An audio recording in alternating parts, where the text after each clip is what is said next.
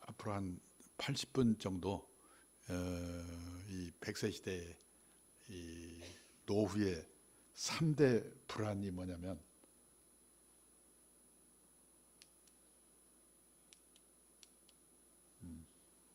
다 아시지만은 노후의 3대 불안이 첫째가 돈이고 둘째가 건강이고요. 셋째가 외로움이죠. 이 돈, 건강, 외로움 이 3대 불안에 어떻게 대응을 할 건가 하는 얘기에 대해서 말씀을 좀 드리도록 하겠습니다. 예. 네.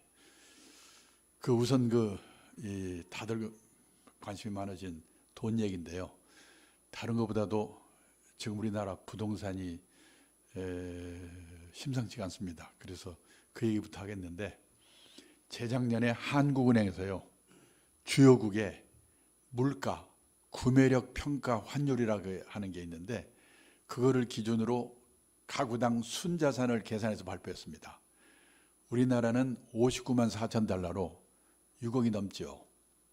그 다음에 놀란 게 제일 밑에 빨간 거, 프랑스 52만 1천 달러, 2천 달러, 그리고 일본이 50만 달러입니다. 이 두 나라가 우리보다 선진국이고 우리보다 자본 축적을 몇십 년 앞서서 시작한 나라인데, 아무리 물가를 감안했다고 하지만은 이 두 나라보다 우리나라가 가구당 순자산이 많답니다. 부자랍니다. 믿어지십니까? 근데 한국은행 발표인데 거짓말이 아니겠죠. 근데 문제는 그 가계 자산을 분해를 해봤더니 우리나라는 78%가 부동산이고 금융자산이 22%입니다. 근데 그 밑에 미국을 보면요, 이 34%가 부동산이고 금융자산이 66%입니다. 그러니까 딱 미국과 우리나라가 반대죠. 그러니까 우리나라는 한마디로 말하면 재산 이퀄 부동산인데 부동산 가격이 비싸니까 부자처럼 보이는 겁니다. 앞으로 계속 부동산이 오르면 상관없겠죠. 나라는 미쳐버리겠지만은. 근데 혹시라도 이웃나라 일본처럼 10년, 20년 장기 부동산 하락, 그런 현상이 우리나라에도 나타난다면 우리들의 노후는 어떻게 될까? 갖고 있는 게 집 뺏기 부동산밖에 없는데 걱정이 되는 겁니다. 지금요, 우리나라의 부동산이 얼마나 비싼지를 이웃나라 일본과 한번 비교해 보겠습니다.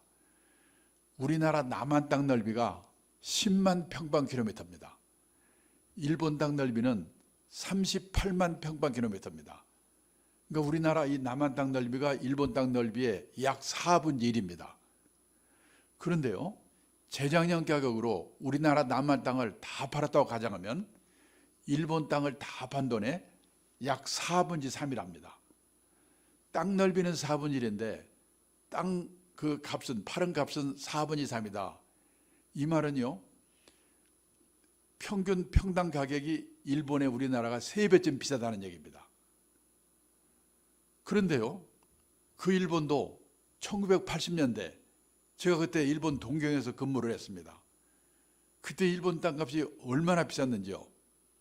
동경 시내 중심가에 가면 왕궁이 있는 구가 있습니다. 지요다쿠라고 하죠. 우리 서울의 창덕궁, 경복궁이 있는 종로구와 같은 구인데, 어느 날 일본 사람이 뭐라고 하냐면 이 지요다쿠 하나만 오늘 시세로 팔면 그 돈으로 카나다 땅을 송두리째 살 수 있다는 겁니다. 세상에 땅값이 얼마나 비싸면 동경 시내 종로구 같은 구 하나 팔아서 그 돈으로 카나다를 다 삽니까? 그게 1991년인데요. 그래서요, 그때는 일본 땅을 그때 다 판다고 가정하면 그 당시에 우리나라 땅 다 판 돈의 15배였습니다. 15배였던 거가 지금 4분의 3이니 거의 맞먹는 수준에 와 있는 거죠. 그러면 그 사이에 무슨 일이, 예를 들어서 일본 땅 값은 떨어지고 우리 땅 값은 왕창 오르고 이런 일이 있었기 때문에 그럽니다. 일본 땅 값이요, 얼마나 떨어졌는가를 보겠습니다. 일본의 3대 도시 도쿄, 오사카, 나고야의 택지에 이 1982년을 100으로 볼 때 290까지 8년 동안에 3배 올랐습니다. 그리고 그 다음부터 한 20년 동안에 3분의 1로 떨어졌어요. 이게. 그러니까는 15배였던 거가 지금 맘먹는 수준까지 와 있는 거죠. 이렇게 떨어져 있으니까. 그런데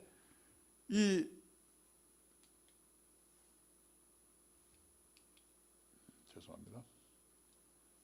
그러니까는 1990년에 일본 땅값이 그렇게 비쌀 때는 일본도 가계자산 중에서 부동산의 비중이 60%, 우리보다는 그래도 좀 적지만 비슷했습니다. 근데 그 뒤에 일본의 집값 땅값이 떨어지니까 그 비율이 30%대로 줄어든 겁니다. 그 줄어든 이유를 조사를 해보니까 앞으로 우리나라도 그렇게 될 가능성이 매우 크지 않을까 걱정이 되는 거예요. 자, 그러면요. 자, 그 떨어진 이유가 뭐냐? 일본의 전체 가계자산 중에서 부동산의 비중이 60%였던 거가 30%대로 떨어진 첫째 이유가 뭐냐면 지난 30년 동안 일본 집값 땅값이 특별한 데 몇 군데를 제외하고는 계속 떨어졌습니다. 그러니까 비중이 줄어들겠죠. 두 번째는요. 일본 사람들의 집에 대한 생각이 바뀌었다는 겁니다. 우리처럼 집에 한이 맺혀 있지 않습니다. 집 없으면 어때? 빌려 살면 되는 거지. 이런 생각을 하게 됐다는 거죠. 일본의 보통 사람들이 내가 집이 없어. 근데 금융자산이 몇 억 있어. 그러면 은행에서 돈을 빌려가지고 집을 살까? 집을 사면 세금 내야지, 수리해야지, 골치 아프잖아 이거? 그러니까 집은 빌려 살고 이 돈은 딴 데 투자를 할까? 냉정하게 생각해 본다는 거죠. 근데 우리나라 요 3년 동안 어땠습니까? 내 돈이 하나도 없더라도 은행에서 돈만 빌려준다면 또는 부모가 돈을 빌려준다면 영끌, 눈 감고 집 샀죠. 요 3년 동안에. 이게. 근데 그 일본도 1980년대 제가 동경에서 근무할 때는 우리나라보다 더 했습니다. 기업은 땅 산다고 난리치고 그다음에 보통 일반 가정에서는 지금 집 못 사면 큰일 난다고 그랬어요. 근데 그게 이제 집 없으면 어때? 이렇게 바뀐 거예요. 우리나라나 일본처럼요. 농경 문화를 가진 나라, 이 정착해 사는 나라 사람들은 유목민국가, 해양국가처럼 이동을 전제로 하고 사는 나라 사람과 달리 내 집, 내 땅에 대한 집착이 엄청나게 강하거든요. 우리도 그랬어요. 근데 지난 30년 동안에 집값, 땅값은 떨어져 그 다음에 젊은 사람들은 줄어들고 노인만 남아 경제는 어려워져. 그러니까 일본 사람들의 생각이 집 없으면 어때? 바꿔서 빌려서 하면 되는 거지? 이렇게 바뀌더라고요. 우리는 앞으로 어떻게 될 건가? 그 다음에요. 또 뭐냐? 일본도 우리나라도 베이비붐 세대가 왕창 태어나가지고 내 집 마련하면서 집값을 올렸습니다. 근데 일본은 베이비붐 세대 내 집 마련이 끝났습니다. 우리는 아직 안 끝났습니다. 끝나면 어떻게 될 건지. 근데 그 베이비붐에요. 기간 그리고 출산율 규모가 우리나라는 일본의 거의 인구 대비로 2배쯤 됩니다. 그러니까 그 베이비붐 세대 내 집 마련이 끝나는 그 쇼크가 일본보다 우리가 훨씬 더 클 거예요. 그 다음에요. 네 번째는 도시화. 시골에 살던 사람들이 도시로 다 이주를 하면서 집을 사니까 집값을 올렸습니다. 근데 일본은 도시화 과정이 끝나가지고 도시에서 지방으로의 역류 현상이 나타나고 있습니다. 일본의 지방자치단체들이 내가 집이 없어. 근데 금융자산에 몇 억 있어. 그러면 은행에서 돈을 빌려 집을 뭡니까? 죄송합니다. 도시에 살던 사람들이 지방자치단체들이 관내에 빈집이 많이 있습니다. 그러면 도시 청년들을 꼬시는 거예요. 여기 와서 살면 공짜로 살고 여러 가지 지원도 해주겠다. 그래서 도시 청년들이 그 지방으로 내려가는 현상이 나타나고 있어요. 근데요, 우리나라는 지금 도시화율이라는 게 있습니다. 도시화율이 뭐냐? 전체 인구 중에서 도시에 사는 사람 인구 비율이에요. 국토교통부의 발표를 보면 91%입니다. 유엔의 발표하면 우리나라가 도시화율이 82%래요. 근데 여기 시골에 계신 분들, 혹시 시골 고향 있는 분들 내려가 보시면은 거기 젊은 사람들 혹시 서울로 올라올 만한 사람이 있습니까? 다 노인네들만 있는 거죠. 이제 시골에서 서울로 올라올 사람은 거의 없어요, 이제요. 끝난 거예요. 세계에서요, 싱가포르나 홍콩 같은 도시국가를 제외하면 우리나라 도시화율이 세계 최상위 수준에 있어요. 그것도 끝났어요, 이제. 그리고 뭐냐면 마지막으로는 이 선진국에서는요, 보통 사람이 이 집이나 가게를 하나 갖고 있다가 세를 놓습니다. 그 사람들이 세를 안 내? 못 내보냅니다. 선진국은 세입자의 권리가 너무 세기 때문에 소송을 해야 돼요. 골치 아파요. 그래서 선진국에서는 보통 사람들은 실물로 부동산에 투자하는 게 아니라 리츠라든지 부동산 펀드 같은 간접 투자를 한다는 거예요. 근데 리츠나 투자를 안 하는 게 아니고, 근데 리츠나 부동산 펀드는 펀드이기 때문에 금융자산 안에 포함이 됐어요. 그래서 미국, 일본이 금융자산의 비중이 60%, 70% 된 이유가 바로 여기에 있는 거예요. 근데 지금 우리나라도 알게 모르게 이런 방향으로 가고 있다. 근데 제가 여기까지 대충 얘기를 하면요, 많은 분들이 저 사람은 증권회사에서 온 모양이구나, 주식사라고 꼬시려고 그러는구나, 그러니까 부동산 안 된다고 해놓고 보나마나 막판에 가면 주식사라고 할 거야, 그런 표정들을 짓습니다. 아닙니다. 왜냐하면 지금요, 제가 걱정이 되는 건 뭐냐면 여기 강동구 둔촌동이라고 있죠. 올림픽 공원이 있는 동네. 거기에 있는 34평짜리 아파트가요, 지난 2007년 금융위기 나기 직전에 12억 원이었대요. 근데 그게 금융위기 나고 나서 6억 원까지 떨어졌어요. 그러다가 몇 년 지나서 옆으로 있다가 요번 난리치면서 다시 또 뭐 10m가 막 올랐겠죠. 그러니까 옛날은요, 부동산이 오르다가 한 2, 3년, 3, 4년 떨어다가 다시 또 오르고, 이런 거는 일시적인 하락인데요. 아까 일본에서 본 것처럼 한번 떨어지기 시작하면 한 20년을 계속 떨어지면요, 그런 시기를 만나게 되면 일시적으로 하락할 때는 내 돈으로만 샀으면 가만히 있으면 돼요. 나중에 다시 회복이 되니까. 근데 아까 보여드린 것처럼 일본과 같은 그런 현상이 앞으로 우리나라에 온다면 기다려서 되는 게 아니라 생각을 바꿔야 돼요. 시스템을 바꿔야 돼요. 혹시 나는 지금 집 하나에 목매달고 내 노후를 거기다 기대고 있는 거 아닌가? 제 친구가요, 동경 수도권에 살고 있습니다. 28평짜리 아파트에 살고 있습니다. 일본 사람들은 집을 크게 살지 않죠. 그 아파트를 1984년도에 우리 돈으로 계산해서 1억 2천만 원을 샀습니다. 그 쫙 올라가지고 일본 집값이 제일 비쌀 때가 언제냐면 1991년 3억 6천만 원까지 올랐습니다. 지금 거기 살고 있거든요. 제가 열흘 전에 전화해서 물어봤어요. 오늘 강의하기 위해서. 지금 너희 집 얼마냐? 10년째 3천만 원에서 4천만 원, 우리 돈으로. 팔아봤자 1년 생활비가 될까 말까 하는 거예요. 근데 그 친구는 아무렇지도 않아요. 왜? 애들은 집 있고 나는 빚도 없는데 여기서 살다 그냥 가면 되는 거지, 그러는 거예요. 근데 우리나라는요, 첫째, 가계 부채가 많아요.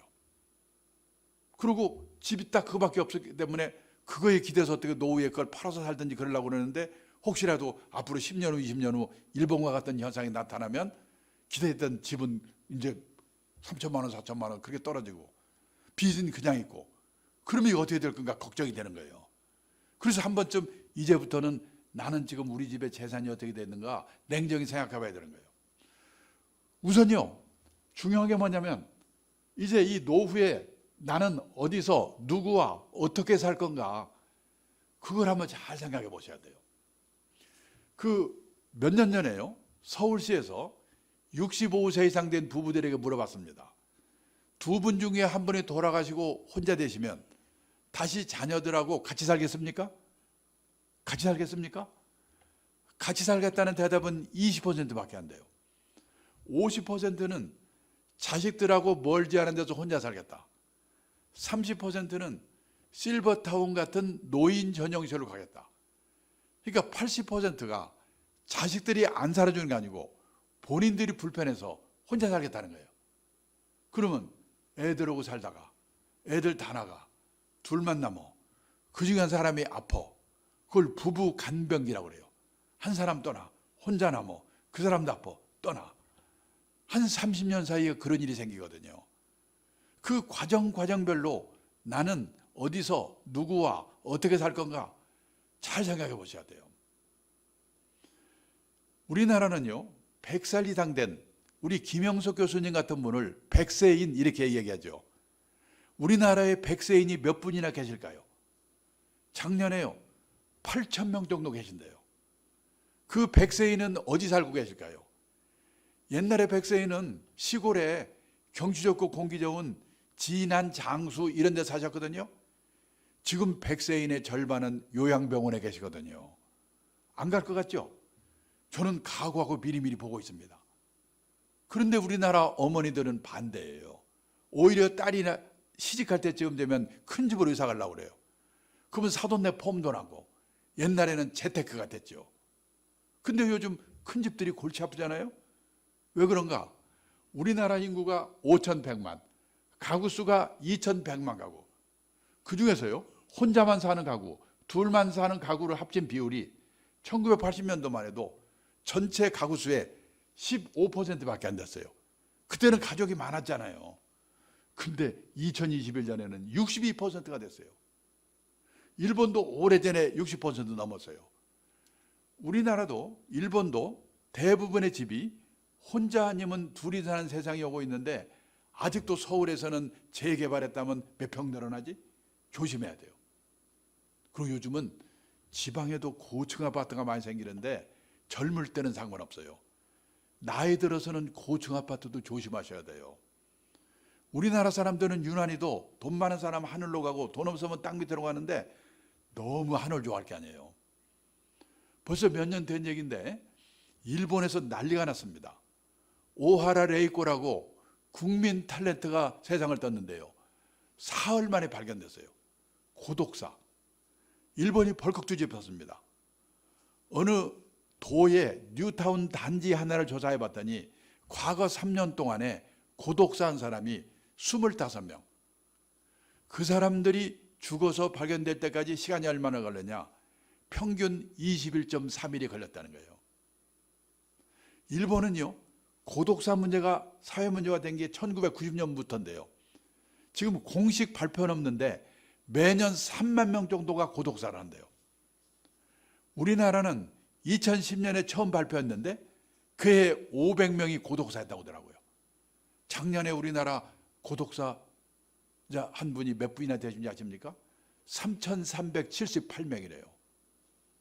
왜 그런 일이 생기는가? 사람이 들락날락 하는데 살지 않기 때문에 그래요. 자식들하고도 안 살지요? 그러면 이웃집만한 복지시설이 없어요. 근데 30중, 40중에서 혼자 아니면 둘이 살고 있어 보세요. 누가 찾아옵니까? 제가 얼마 전에는 빅데이터를 통해서 본 일본 부동산 시장의 전망, 이런 자료를 읽었는데 일본의 노후화된 아파트들이 재건축을 못해가지고 슬럼한테 가고 있다는 거예요. 아파트를 뭐라고 부르냐면 구분 소유 주택이라고 부르는데 구분 소유 주택을 재건축하려면 주민의 80%가 찬성해야 된대요. 우리도 그런 게 있잖아요. 근데 노인분들이 귀찮아. 또 재건축에 성공하려면 두 가지 조건이 충족돼야 돼요. 첫째, 위치가 좋아야 돼. 둘째, 저층해야 돼요. 고층으로 만들면서 비용을 빼야 되니까. 근데 위치가 별 볼 일 없거나 위치는 좋더라도 이미 고층에 돼 있으면 재건축이 안 되는 거예요.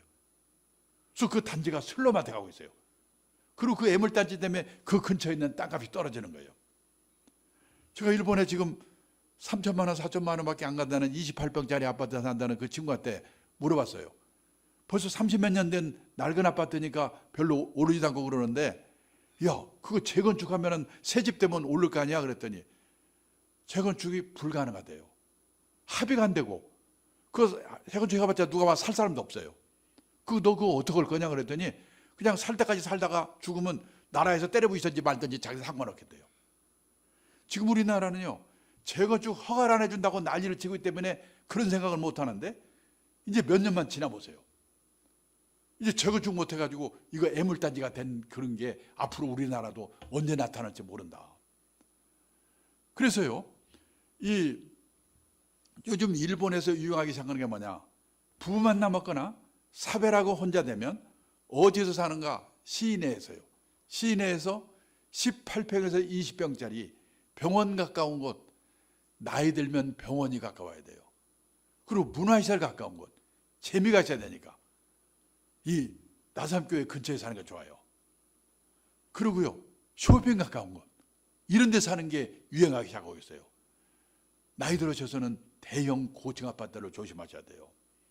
이게 우리나라는요, 아직은 베이비붐 세대가 이 80 넘는 초고령자로 들어서지 않았기 때문에 아직은 문제가 없는데요.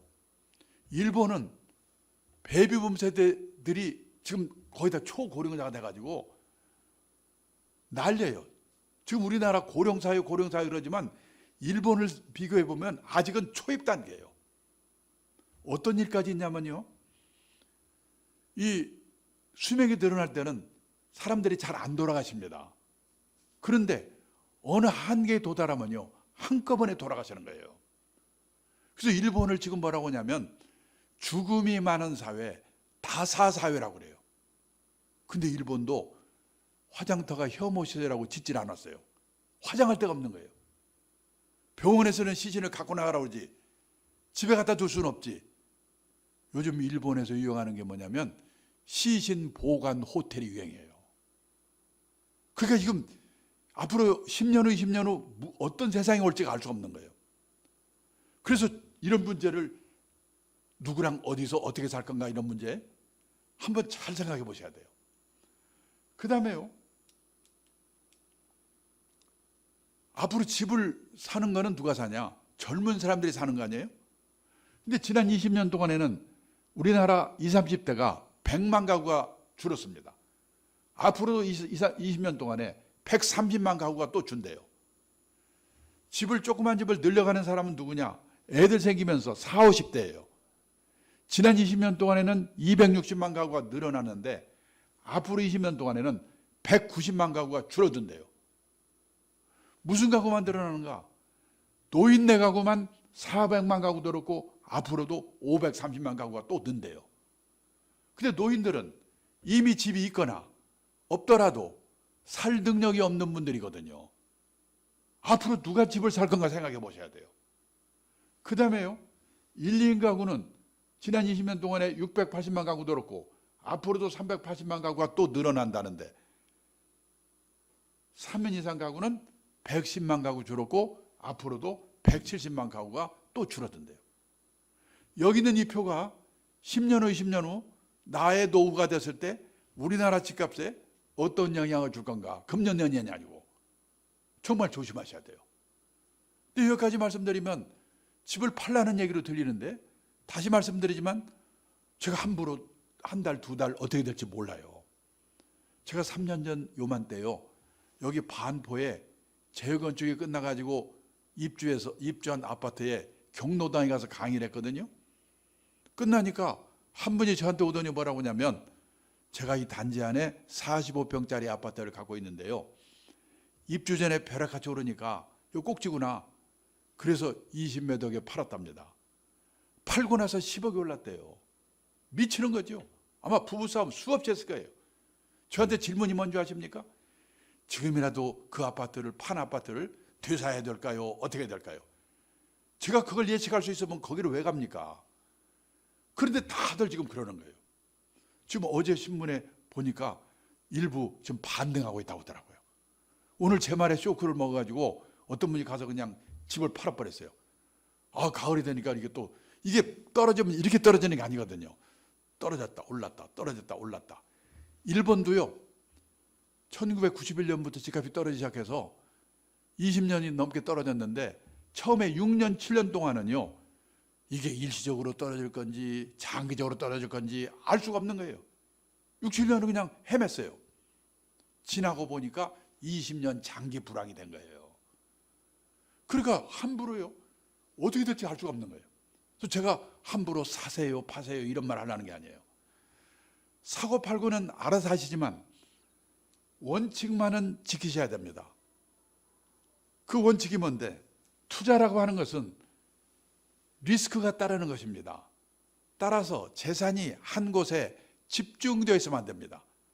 갖고 계신 재산이 100% 부동산에 몰빵되어 있으시다면 그 부동산이 오를 때 오를 망정 우선 10% 20%라도 금융자산을 가지세요. 그리고 나이가 들어가면서 금융자산의 비중을 높여가셔야 됩니다. 환갑 나이쯤 되면 선진국 수준까지는 안 가더라도 부동산과 금융자산의 비중이 반반 정도는 돼야 된다. 그래야지 오르든 떨어지든 주택빈곤, 하우스 푸어는 되지 않는다. 이 말씀밖에 드릴 수가 없는 거예요. 자, 그 부동산이 떨어지더라도요, 일본의 가정은 빚이 없어요. 일본의 여기 가정에서 갖고 있는 저주택분지 부채, 이게 40대 비만은 188%. 그때는 일본 사람들도 빚밖에 없어요. 왜? 그 사람들은 30년, 40년 월부로 집을 사기 때문에 집 사고 나면 빚밖에 없거든요. 근데 그거를 현역 시절에 계속 갚아가지고 퇴직하고 나면 4%밖에 안 남아요. 빚이 거의 없어요. 아까 내 친구처럼. 그러니까 떨어지는 말든 아무렇지도 않아요. 애들은 집 있고 나는 빚도 없는데 살다가 가면 되는 거지 뭐. 그 집을 팔아서 어떻게 생활빚을 생각 안 해요. 근데 우리나라는요, 이 비율이 제일 볼 때는 마찬가지로 30대 198%. 근데요, 퇴직했는데도 절반 49% 빚이 그냥 있어요. 통계청 자료를 보니까 우리나라 50대 가구에 가구당 평균 부채가 1억 800만 원이래요. 많은 사람은 훨씬 더 많겠죠. 만약에 10년 후, 20년 후 집값 하락 현상이 나타나면 우리나라 빚은 그냥 있는데 내 노후에 뭐 생활비는커녕 빚 못 갚아가지고 주택빈공이 될 수도 있다는 거예요. 그래서 이런 거를 지금부터 잘 생각해 보셔야 된다는 겁니다. 그래서요, 집을 늘릴 생각을 말고 집은 조그만 데 살더라도 금융자산을 늘려야 돼요. 금융자산이 뭐냐? 현금, 예금, 주식, 채권, 펀드, 보험, 연금. 그게 뭘로 늘리란 말이야? 그걸 판단하기 위해서 먼저 알아야 될 게 뭐냐면, 수많은 금융상품은 저축상품과 투자상품으로 나눠진다. 이거를 꼭 알고 가셔야 돼요. 이게 미국의 중학교 책에 나오는 얘기예요. 근데 우리는 학교에서 이런 걸 배운 일이 없기 때문에 대학을 졸업해도 저축해서 돈 모으자, 투자해서 돈 모으자, 뜻이 비슷한가 보다. 아닙니다. 상반된 개념을 갖고 있어요. 저축의 뜻이 뭐냐? 아껴서 모으다. 우리가 은행에 예금하는 거, 지급액이 확정된 보험에 드는 거, 지급액이 확정된 연금에 드는 거, 이거를 저축상품이라고 그래요. 저축상품을 사시면 늘어나는 속도는 느리지만 원금이 깨지는 법이 없어요. 왜? 금융기관이 운용의 결과를 책임져 주기 때문에. 그러니까 예금처럼 갖다 베끼면 책임져 주는 상품은 너는 꼭 걱정할 필요가 없어요. 잊어버리고 있어도 돼요. 책임져 주니까. 그걸 저축상품이라고 그래요. 근데요, 주식이나 펀드처럼 잘하면 돈을 버는데 잘못하면 원금도 깨먹을 수 있는 상품, 그거를 투자상품이라고 그래요. 이거는 꼭 알아두셔야 돼요. 그러면 어떤 돈으로 저축, 예금해야 되는가? 단기간 내에 써야 될 돈, 원금을 깨먹으면 절대 안 되는 돈, 이거는 눈 감고 예금해야 돼요. 6개월 후에 딸 시집 보내려고 혼수자금을 5천만 원 마련했습니다. 근데 주가가 살살 오르니까 누가 오더니 시집 보내려면 6개월이나 남았는데 그 사이에 주식에 투자해서 한번 튀겨가지고 시집 보내면 어때요? 그 말 듣고 튀기려고 넣었다가는 딸 시집 못 보내요. 아깝더라도 눈 감고 예금을 해야 돼요. 그 다음에요, 투자의 뜻은 뭐냐? 가능성을 믿고 자금을 투하하다. 주식, 채권, 선물, 옵션, 펀드, 보험 중에서도 변액보험, 연금 중에서도 변액연금. 잘하면 돈을 벌어. 잘못하면 원금도 깨먹어요. 리스크가 따르는 상품. 근데 여기 계신 분 중에 한두 분 정도는 변액보험, 변액연금 든 분이 계실 거예요. 더 문제는 자기가 들었는지 안 들었는지 모르는 분도 더 많아요. 왜냐? 설명 안 듣고 그냥 좋은 상품이라고 샀기 때문에. 이게 이름은 보험연금인데 보험연금인데 앞에 변액이란 말이 붙어 있으면 들어가 보면요, 늘었다 줄었다 펀드 투자하는 거와 똑같은 거거든요. 그런 걸 모르고 있어요. 그러고요, 어떤 돈으로 투자를 해야 되느냐. 투자는 원금도 깨먹을 수 있으니까. 어떤 돈으로 하냐면 단기간 내에 써야 될 돈은 따로 마련되어 있고, 그러니까 꾸어서 하지 말라고 그랬거든요. 그리고 시장에 장기간 묻어둘 각오가 되어 있고, 비상사태가 오더라도 놀라지 않고 참고 기다리겠다는 각오가 돼 있는 돈을 하라고 그랬어요. 근데 지난 3년 동안에 우리나라 동학개미 신문에서 한 번 좀 보셨죠? 투자한다고 난리 쳤는데 여기 오고 딱 반대로 한 거예요. 그게 지금 우리나라의 문제예요. 재작년에요, 자본시장연구원이라는 데서 발표를 했는데, 여기 계신 분이 자제분일 수도 있어요. 우리나라 20대 남성 주식 투자자의 매매 회전율이 6,800%입니다. 회전율이 뭐냐면 1년에 몇 번을 샀다 파는가, 이게 회전율이에요. 한 번 샀다가 팔면은 100%예요. 6,800%라는 것은 1년에 68번을 샀다 팔았다 했다는 거예요. 일주일에 거의 2번 정도씩. 그러면 꿈에도 나타나요. 회사에서 일하다가도 그 생각해요. 회사에서 잘못하면 잘려요. 지난 몇 년 동안에 우리나라에 돈에도 일을 시켜라, 이 말이 유행했어요. 월급 타서 금리는 1%밖에 안 되는데 그냥 처박아두지 말고 주식이나 펀드가 사서 좀 늘리세요. 아주 좋은 말이에요. 근데 문제는 어느새 돈에만 일을 시켜라. 젊은 직장인들이 자기를 팽개쳐놓고 그걸 샀다 팔았다 하고 있는 거예요. 근데요, 월급 받아서 그 돈에 일을 시키는 건 인생에서 10% 정도라면 회사에서 하고 있는 일은 90% 중요성이 있거든요. 우리가 일을 하는 거는 엄청난 금융자산이에요. 월급 나오죠, 보너스 나오죠, 퇴직금 나오죠. 그러니까 일에서 성공해야 돼요. 가장 큰 투자 엔진은 자신의 직업이다.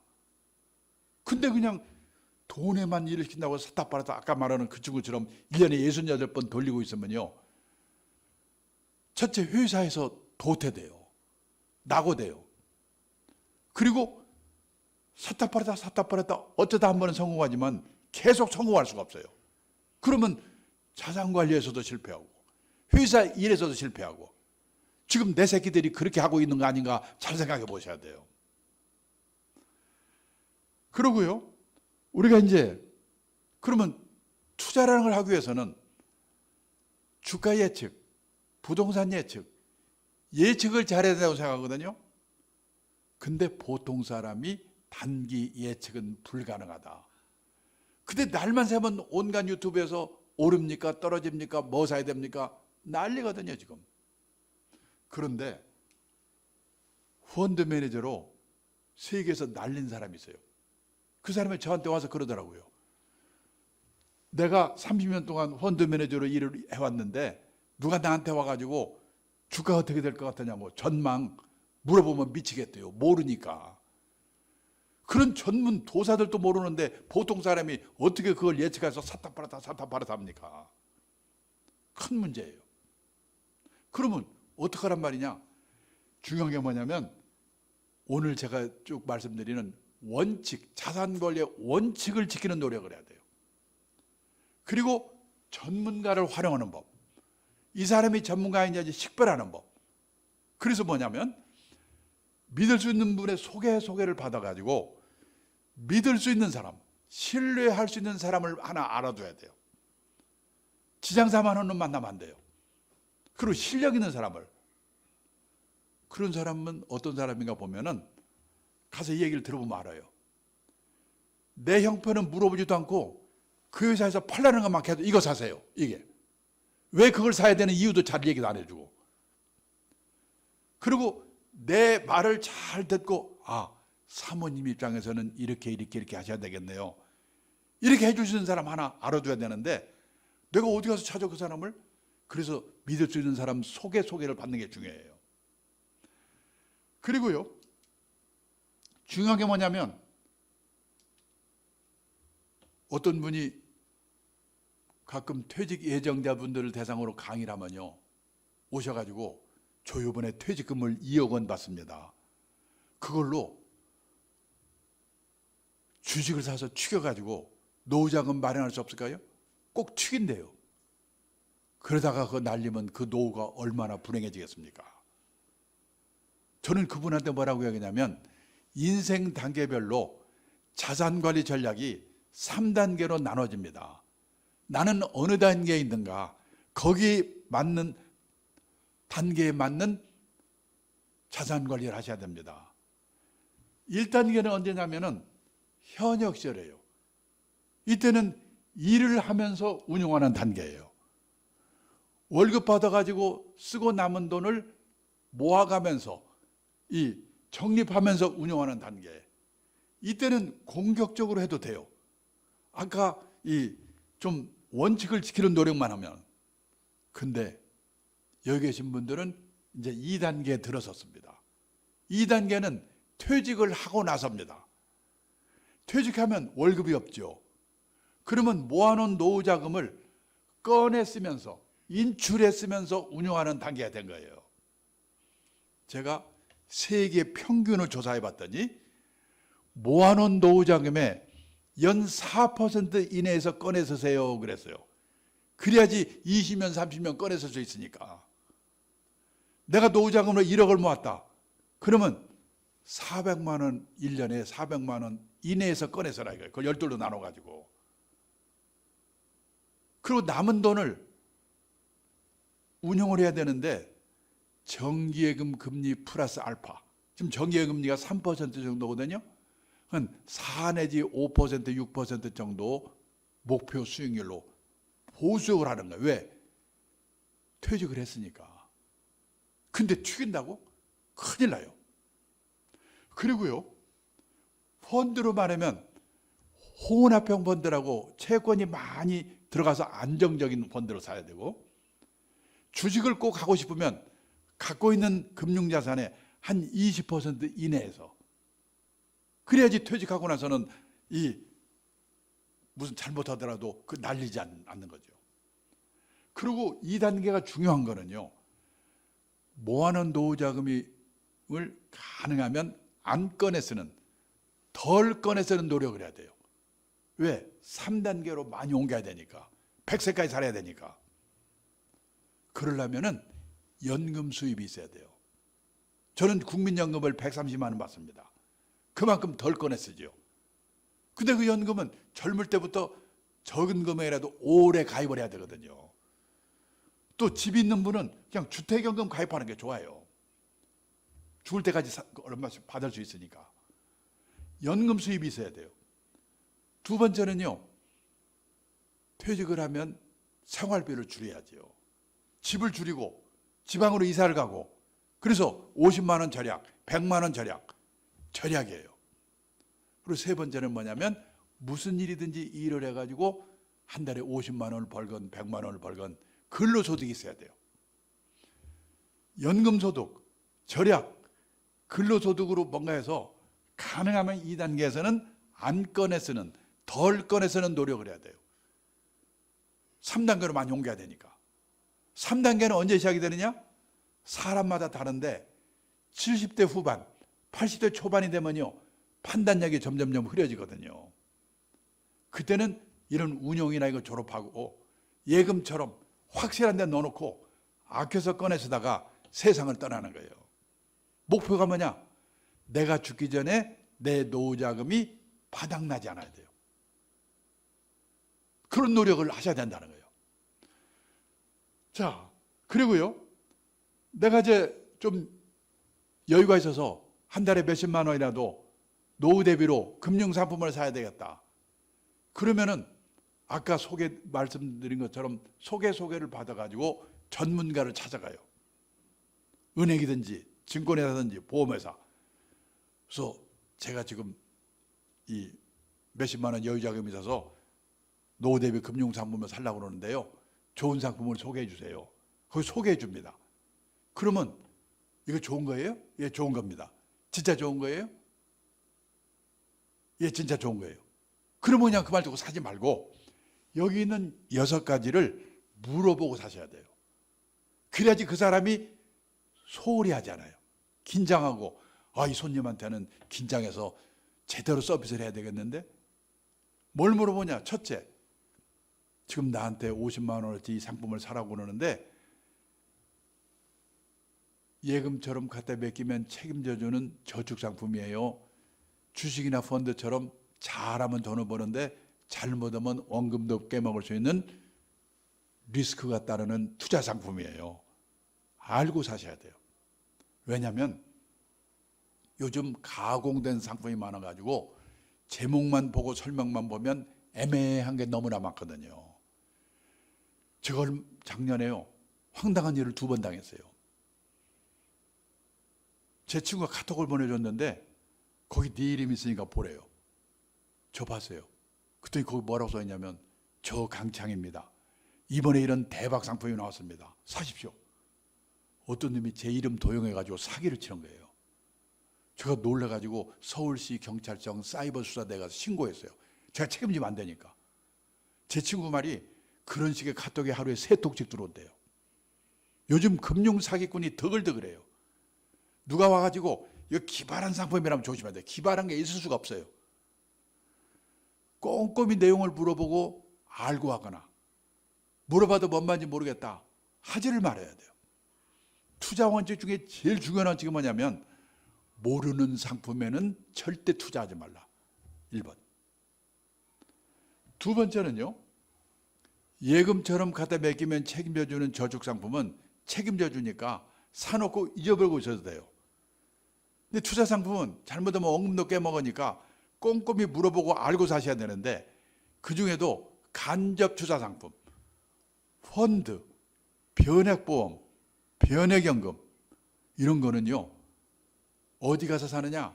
국민은행, 삼성증권, 농협 사는 데도 중요한데 더 중요한 거는 그 간접 투자 상품을 돈 벌게도 하고 말아먹기도 하는 데가 있어요. 무슨 투신운용사, 무슨 자산운용사, 운용회사예요. 우리나라에 300개쯤 있어요. 무지개 많아요. 그 운용사 중에서 실력이 있는 운용회사가 운영하는 간접 투자 상품인가 알고 사셔야 돼요. 근데 그거를 확인하고 사는 사람이 100명에 1명도 없습니다. 이게 문제예요. 그걸 우리가 어떻게 확인합니까? 그래서 아까 말씀드렸지만 중요한 거는 소개를 받아가지고 믿을 수 있고 신뢰할 수 있고 실력 있는 전문가 한 사람을 알아주는 게 중요하다고. 그 사람한테 물어보세요. 근데 제가 어디 가서 강의가 끝나면요, 어떤 분이 저한테 오셔가지고 저 펀드 사서 깨먹었는데 어떻게 해야 돼요? 제가 물어봅니다. 그 펀드 어느 회사가 운영하는 건데요? 아직까지 운영회사 이름을 알고 대답하는 분을 본 일이 없어요. 그걸 알아야 제가 대책을 얘기해 주죠. 좋은 운영회사가 아닌가. 근데 그걸 물어보는 사람이 100명에 1명도 없어요. 그 다음에 3번째, 단서조항. 금융상품에는 단서조항이 있는 상품이 많아요. 특히 보험상품이 많은데 5년 이상 장기로 가입하면 또는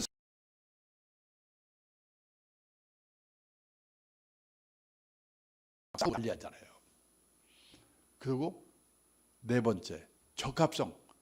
어떤 사람한테는 참 좋은 상품인데 나한테는 맞지 않는 상품이 있어요. 나이 많은 분은 너무 공격적인 상품을 사면 안 되거든요. 그 다음에 세금. 옛날에는 세금은 부자들만 생각하면 됐거든요. 그런데 앞으로는 서민들도 절세 상품을 잘 활용해야 돼요. 정부가 국민들의 노후를 책임질 수 없으니까 노후 준비하시라고 절세 상품을 많이 내놓고 있거든요. 그걸 잘 활용해야 돼요. 그리고 마지막으로 수수료. 펀드 사시면서 보험 가입하시면서 수수료가 얼마나 되는가 이거 물어보고 산 사람 100명에 1명도 없어요. 근데 선진국의 투자가들은 펀드 살 때 제일 먼저 물어보는 게 수수료예요. 왜? 남존일만 시키니까. 자, 그 다음에요. 또 중요한 게 뭐냐면 자식 문제입니다. 작년에 이 미국 CNN 방송에서요. 주요국에 이 자녀 0세에서 18세까지 이 자녀 양육비로 들어가는 돈의 합계를요, 국민소득 GDP로 나눠봤더니 비율이 제일 높은 나라가 어디냐면 한국이에요. 두 번째가 중국, 세 번째가 이태리. 그러니까 우리나라가 세계에서 소득 대비 자식한테 돈을 가장 많이 퍼붓는 나라예요. 어떤 돈을 퍼붓냐? 첫째, 보세요. 애들 학비. 둘째, 결혼비용. 제가 일본 친구한테 물어봤어요. 사장하는 친구인데요. 딸만 하나 있어요. 야, 네 딸 시집갈 때 결혼비용 얼마 되었냐? 얼마 되었더라? 신혼여행 갈 때 150만 원 줬나? 우리 돈으로 1,000만 원 주고 끝냈대요. 1,500만 원 주고. 사장인데. 근데요, 우리나라 보세요. 전국 평균, 서울 같은 대도시는 훨씬 더 들 거예요. 딸이 1억 1,400, 아들이 1억 7천. 장가 가면 오지도 않는 자식이 돈은. 이게 무슨 돈이 이렇게 많이 드냐? 집 얻어주는 돈이 포함돼서 그렇잖아요. 제가 일본 친구한테 한국에서는 집을 얻어줘야 되기 때문에 돈이 이렇게 든다고 그랬더니 뭐라고 하는지 아세요? 세상에 자식의 집까지 얻어주는 나라 처음 봤대요. 우리는 당연하다고 생각하는데. 여기 더 문제는 뭐냐? 사교육비. 제가 3년 전에 서울의 40대 후반에 맞벌이하는 세 커플을 인터뷰했는데 그중에서 과외비를 제일 덜 쓰는 집이 집이에요. 부부가 맞벌이 해가지고 1억을 번대요. 많이 벌잖아요. 근데 초6, 중2 2명한테 들어간 돈이 3,360만 원. 여기에 책값, 빵값, 등록금 가족 먹고 살아야 되지. 언제 저축합니까? 근데요, 문제는 67세까지 1억씩 벌면 상관없는데 우리나라 직장인의 40대 이상의 직장인이 체감하는 평균 퇴직 연령이 51.7세래요. 그러면 재취업해봤자 먼저 받던 월급의 절반 받으면 끝내줘요. 재취업해서 연봉 2천만 원 받기가 무지가 어려워요. 근데 그때 애들은 대학 고학년 되지, 결혼병 들지, 노부모 요양비 들지, 의료비 들지. 그래서 1억씩 벌던 애들이 나중에 중산층에서 탈락한다는 거예요. 더 문제는 그렇게 돈을 처발랐는데 취직이 안 돼요. 지금요, 작년 2월 달에 우리나라의 취업률이 68%, 일본은 96%인데, 일본은 구인난이에요, 지금. 근데 68% 안에 군대 간 애들, 대학원 간 애들 포함됐으니까 빼버리면 50%예요. 둘 중에 하나가 지금 취직이 안 되는데 젊은 애들은 환장하는 거죠. 그러면 어렵게라도 취직만 하면 오래오래 가는가? 아니에요. 경희대학교 신동교에서 발표한 건데 남자가 45세까지 근무할 확률이 60년 이후 출생자는 20%밖에 안 돼요. 이제는 3년 다니다 관두고 취직해서 또 관두고 취직해서 또 관두고 평생에 6번 정도를 이직해야 겨우 60까지 다는 세상이에요. 시험 잘 보는 거 아무 관계 없어요. 씩씩해야 돼요. 이 고성장기에는요, 신기 채용이 많았기 때문에 과외 공부 시켜서 돈 처발라서 좋은 대학 들어가가지고 취직하면 됐거든요. 지금은 저성장기가 되니까 요즘 신규 채용이 별로 없잖아요. 중소기업 같은 데 들어가가지고 좋은 회사로 몇 번 이직하면서 옮겨가야 돼요. 옮겨갈 때 저기서 나를 뭘 뽑냐? 학벌? 스펙? 아니에요. 이 친구가 우리가 시키려고 하는 일을 잘하는가 못하는가. 그 다음에 평판, 인간성이 돼 있는가 안 돼 있는가. 거기서 걸리면 끝이에요. 요즘은 대기업의 인사 담당자들이 자기들끼리 모여서 그런데요. 속지 말자 학벌, 다시 보자 스펙. 얼마나 속았으면 그러겠어요. 실제로요, 얼마 전에 저희 업계에서 변호사 한 명을 뽑는데 변호사가 50명이 모였어요. 변호사만 되면 끝내줄 것 같죠? 글쎄 한 명 뽑는데 50명 모였다니까요. 왜 변호사가 이렇게 어렵냐? 여기 보세요. 우리나라 변호사 등록 1번 등록이 1906년에 나왔어요. 10,000번째 등록이 2006년. 변호사가 10,000명으로 늘어나는데 100년이 걸렸어요. 그때 변호사는 끝내줬죠. 귀하니까. 근데 또 10,000명 늘어나는데 8년. 또 10,000명 늘어나는데 5년. 지금 변호사 3만 명 시대예요. 그래 일이 없으니까 변호사가 세무사, 법무사 일 뺏는다고 지금 난리잖아요. 요즘 의대 정원 늘리라고 난리죠? 날려보세요. 늘려보세요. 똑같이 될 거예요. 이제 안전한 직업이 없어요. 그래서 뭐냐? 우리 애들이 제대로 된 직업관을 갖도록 하는 거. 경상남도 거창고등학교 유명하잖아요. 미션스쿨입니다. 강당에 있는 직업선택 시계명. 이거 기독교 정신에서 만든 시계명인데 들어보세요. 월급만 해준 데 가지 마라. 이제 월급은요. 회사가 주고 나라가 주는 게 아니라 내가 남다른 주특기가 있어가지고 적은 금액이라도 회사를 옮겨서라도 오래오래 다녀야 돼요. 100세 시대에는. 남들이 몰려가는 데는 절대 가지 마라. 요즘 대기업 입사 경쟁률 300대 1, 400대 1 그난리 치는데 그 회사들이 40대 후반에 명퇴하고 난리잖아요, 지금. 제일 마지막에 부모와 마누라와 약혼자가 결사 반대한 데는 무조건 가라. 거기만 틀림없다. 근데 제가 50년 직장 생활해 보니까 이 말이 맞아요. 그런데 이게 어떻게 가능하겠습니까? 부모 자식이 소신이 있어야지. 그 다음에요, 우리가 직업관에 대해서 생각해 보는데 저는 이 디모데후서 2장 20절에서 21절까지 이 말씀이 얼마나 도움이 되는지 모르겠어요. 큰 집에는 금그릇과 은그릇뿐 아니라 나무그릇과 질그릇도 있어서 어떤 그릇은 특별히 귀하게 쓰이는 그릇도 있고 어떤 그릇은 평범하게 쓰이는 그릇도 있지만 하나님 앞에서는 자신을 깨끗하게 구별하기만 하면 금그릇이든 질그릇이든 예외 없이 하나님의 귀한 그릇으로 쓰임받게 된다. 직업이 폼나는 직업만 자꾸 생각하는데 지금요, 직업이 그렇게 폼나던 직업이 사라지는 거예요. 은행 지점 없어지면 은행 직원 막 지금 명퇴하고 난리잖아요. 옥스퍼드 대학에서 발표한 자료를 보니까 2033년이 되면 현재 있는 직업의 47%가 사라진대요. 사라졌다가 또 생기고. 그러니까 내가 뭔가 나한테 맞는 일을 남의 눈을 의식하지 않고 했는데 세상이 바뀌면서 좋은 직업이 되기도 하고, 아까 변호사같이 좋은 직업이라고 생각했는데 이게 형편없이 되기도 하고. 그래서 올바른 직업관을 가져야 돼요. 그리고요, 중요한 게 뭐냐, 우리가 중산층이 되려고 애를 쓰는데 중산층이 뭐냐, 우리나라 중산층 기준 다 남의 눈을 의식한 거예요. 아파트 30평 이상, 아파트의 평수가 신분의 상징입니다. 근데 지금 미국, 일본 선진국에서는 작은 집 갖기 운동, 스몰 하우스 운동이 벌어지고 있어요. 자동차 2000cc 이상, 신분의 상징이죠.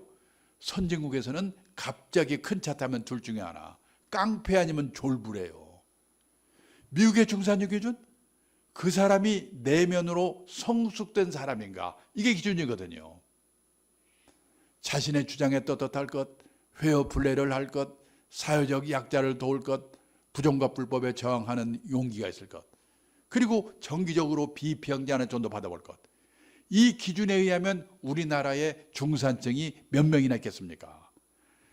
그래서요, 우리 애들도 이 시대에 맞는 이 자립교육을 시켜야 되는데 우리가 자립은 세 가지가 있습니다. 첫째가 뭐냐? 행위의 자립. 내가 머물렀던데 휴지 같은 걸 누가 와서 치우게 만들면 안 되잖아요. 요즘도 목욕탕에 가보면 바닥에 수건이 널브러져 있어요. 어떤 놈이 지가 치워야 될 걸 안 치워서 그런 거거든요. 회사에서도 누가 뭔 일을 하면 못 믿어. 딴 사람이 가서 한번 봐야 돼. 내 아들이 그런 행위에 자립이 안 된 아들이면 어떻게 되겠습니까? 그 행위의 자립. 두 번째가 뭐냐? 의식의 자립. 남의 눈에 종속되지 않아야 돼요. 우리나라처럼 남의 눈 때문에 전전긍긍하는 나라가 없잖아요. 저는 미국에서 살아보지 못했는데 미국서 온 사람이 그러더라고요. 거기는 학교를 졸업해도 넓은 천지에 흩어져 버리기 때문에 친한 친구 몇 빼고는 누가 어디서 뭐 하는지도 모른대요. 근데 우리는 동창회, 향후에 동네 모임, 무슨 모임 모여가지고 걔는 공부도 못하는 게 얼굴 좀 이뻐가지고 시집을 잘 갔는지 이거 사고 저거 사고 뭐 샀다고 올리고, 나는 점심에 이거 먹었다고 사진 찍어 올리고, 누구는 어떻고 누구는 없고 나는 어떻고. 우리나라처럼 남의 눈 때문에 이 미치는 나라가 없거든요. 남의 눈에서 벗어나야 앞에 이런 일들이 가능한데, 저는 50년도 전에 돌아가신 강원영 목사님께서 설교하셨는데 우연히 저기 뭡니까? 앞뒤에 무슨 말을 했는지 모르겠어요.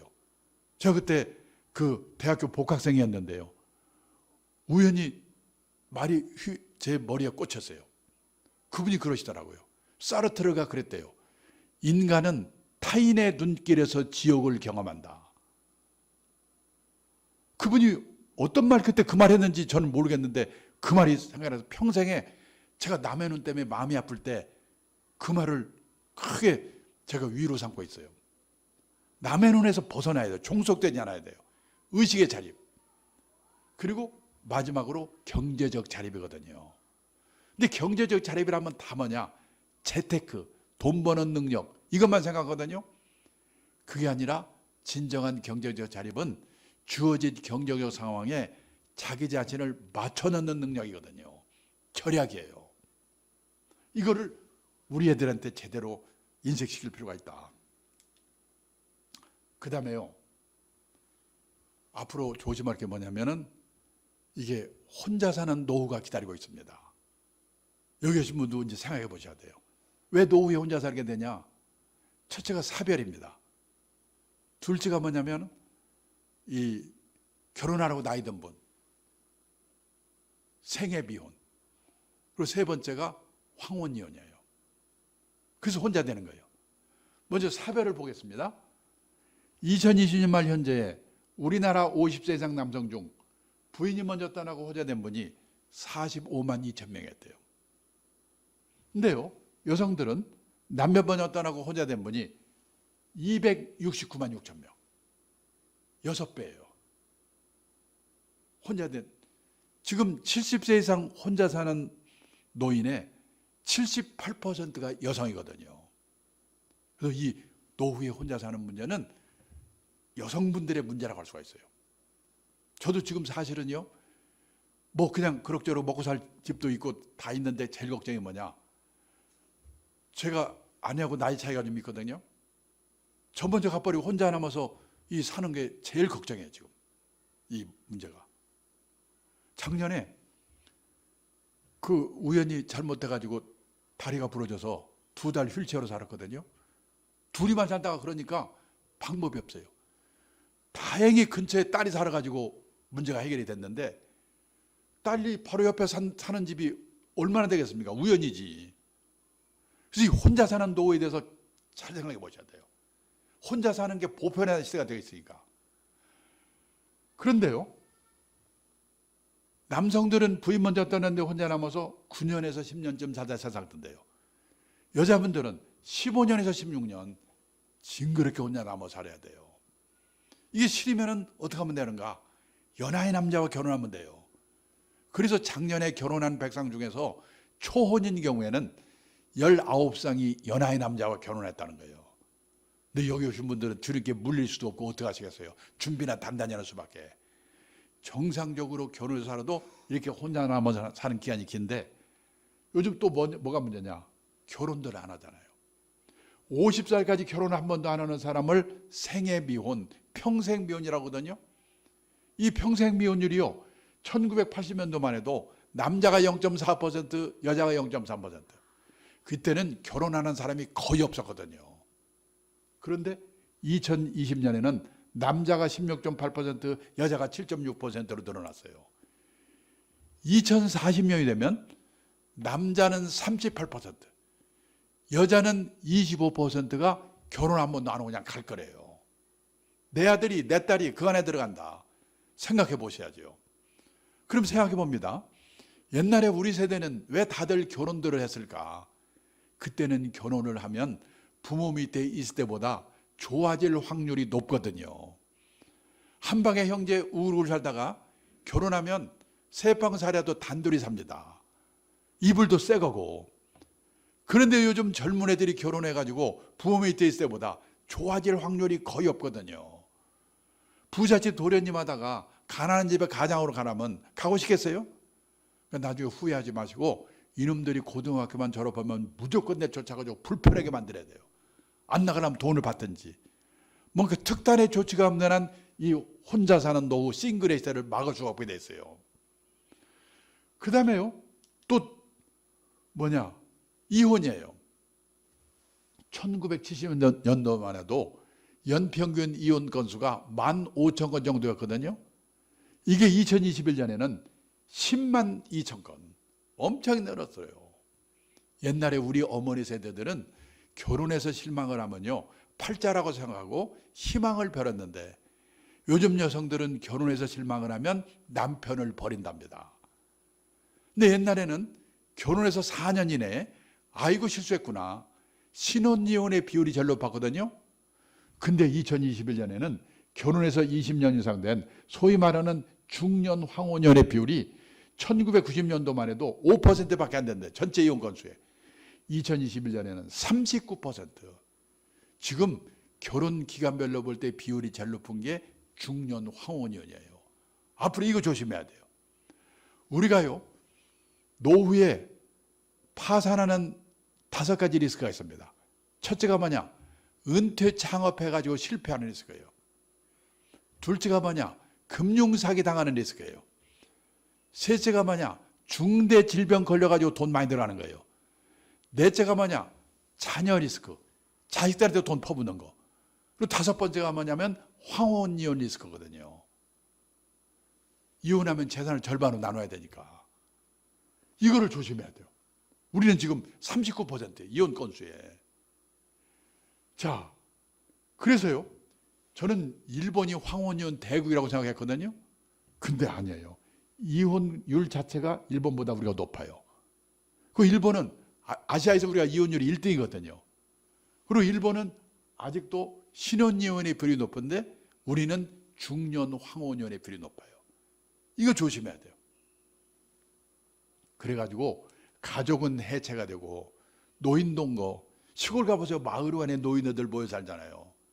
그 여기서 만난 사람, 취미가 같은 사람이 오히려 가족보다도 더 가까워지는 이런 새로운 유연사회가 형성이 되고 있다는 거예요. 이렇게 교회 생활을 하시면서 이 외로움을 대응하는 방법을 생각해 보셔야 돼요. 가족보다도, 가족은 다들 흩어져 있기 때문에 1년에 한두 번 만날지 말지 모르거든요. 그거보다는 매주 와서 예배 같이 보고 같이 교제하는 이게 더 소중하단 말이죠. 한번 생각해 보셔야 돼요. 자, 지금요, 우리나라는 인구가 5,100만, 가구 수가 2,100만 가구인데 그 중에서 젊은 사람 혼자 사는 1인 가구, 독거노인 1인 가구 합쳐서 우리나라도 1인 가구 비율이 지금 제일 높아요. 1인 가구 비율이 33%. 근데 유럽 가면 훨씬 높거든요. 스웨덴은 전국 평균 57%, 스톡홀름은 60%. 온 천지가 그냥 혼자 사는 거예요. 그러면 스웨덴은 우리보다도 우울하고 불행한 나라일 것 같죠?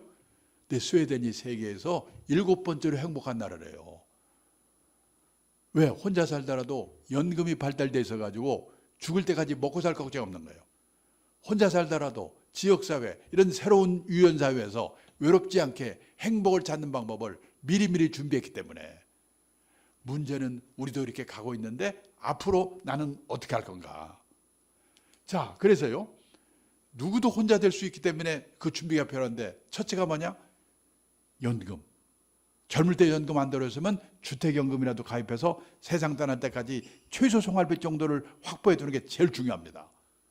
그리고 젊을 때 건강하던 분이 암에 걸려 심혈관 질환, 저도 지난 10몇 년 사이에 부부가 암에 걸렸어요. 그래서 중대질병보험 하나는 꼭 들어두는 게 좋아요.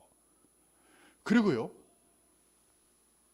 가족이 아니라도 지역사회, 이런 새로운 유연사회에서 외롭지 않게 행복을 찾는 방법을 미리미리 준비하는 거. 애들이 없거나 하나 정도 있는데 멀리 가 살면 그게 언제 만납니까? 그리고 대부분의 가정에서 남편 중심의 노후 준비라고 했는데, 남편 먼저 떠나고 혼자 남아서 10몇 년 살아야 되는 아내분을 배려한 노후 준비를 해야 돼요. 얼마 전에 전라도 광주에서 유명한 변호사 한 분이 80대 중반에 돌아가셨는데요. 옛날에는 변호사가 돌아가시고 나면 여기저기 수입료로 땅 받은 것도 그래가지고 자식들이 상속 때문에 무지개 싸우거든요. 근데 그분은 돌아가신 데 봤더니 본인 명의로 돼 있는 게 전화기 한 대밖에 없더래요. 싸우질 없게 만들었어요.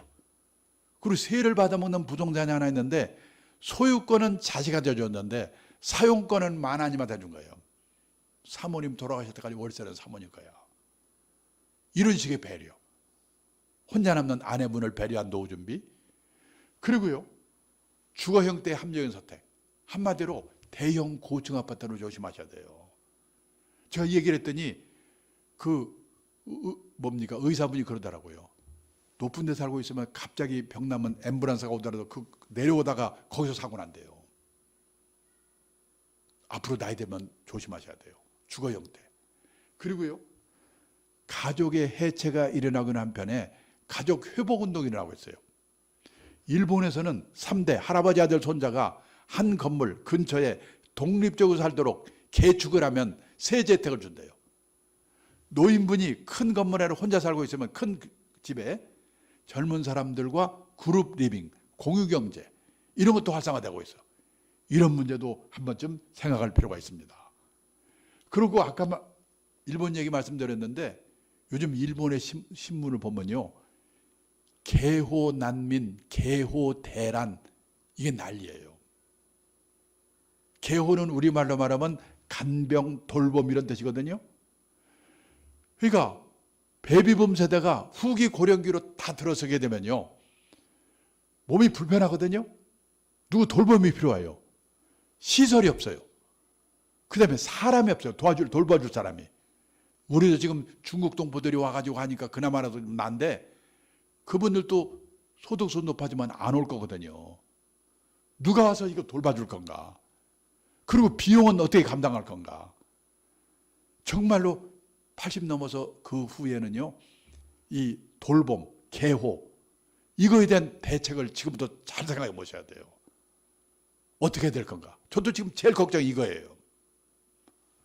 자, 그 다음에요, 퇴직 후에 30년, 40년 징그럽게 긴 시간이 기다리고 있어요. 뭐하고 살 건가? 그래서 선진국에서는 직장에서 퇴직을 하더라도 사는 방법이 두 종류로 갈라져요. 열심히 살았는데 유감스럽게 노후 생활비가 모자라는 사람. 우리나라는 모자라는 사람이 대부분 7, 80%입니다. 인생에서 재산이 제일 많을 때가 50대래요. 통계청 자료를 보니까 우리나라 50대 가구의 가구당 평균 총자산이 6억 4천이에요. 근데 빚이 있어요. 부채 차입금. 아까 말했죠? 1억 800. 빼면요, 5억 3천 400. 이게 순자산 자기 자본이에요. 언뜻 생각하면 50대 후반에 재산이 5억 3천 400 있으면 그럭저럭 먹고 살 수가 아닌가 생각하시겠죠? 문제는 5억 3천 400 중에서 살고 있는 집값이 4억 9,500이에요.